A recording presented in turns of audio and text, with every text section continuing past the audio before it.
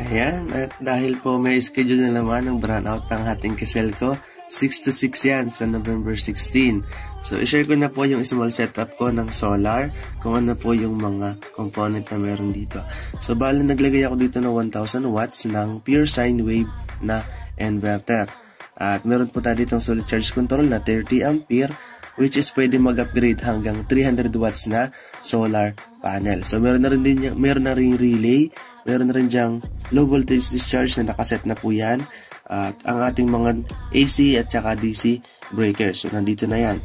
Ang ating battery is 38 amp hour, pero pwede po mag-upgrade hanggang 75 amp hour na battery. So, pwedeng lithium ion or yung LiPo4 na tinatawag. At pwede rin naman yung mga gel type o yung lead acid na katulad po nito. So, meron yung outlet, kaya ngayon gumagana siya kasi nakabuhay yung ating inverter. So, nag-charge po ako dyan. At pwede nga palang isaksak dito yung electric fan, yung mga TV, CCTV, Wi-Fi modem, printer, ilaw, syempre, napakahalaga. So, pwede po natin pagganahin gamit lang po itong setup. So, maghapon, pwede kong gumamit ng electric fan.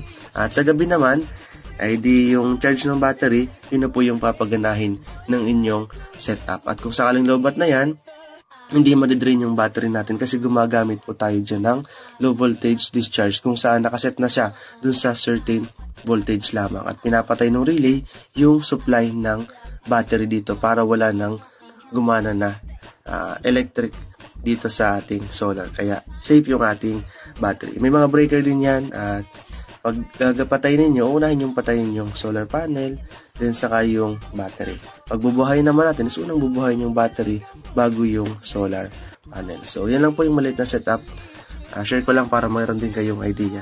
At kapag gantong brownout is gamit na gamit talaga yan. Ngayon na ginagamit ko dito is 2 piso Wi-Fi, Starlink, yung mga antena natin, access point at saka yung mga media converter. Siyempre yung charger na rin at saka yung electric fan. So, yun lang po. Magandang umaga po sa inyo lahat.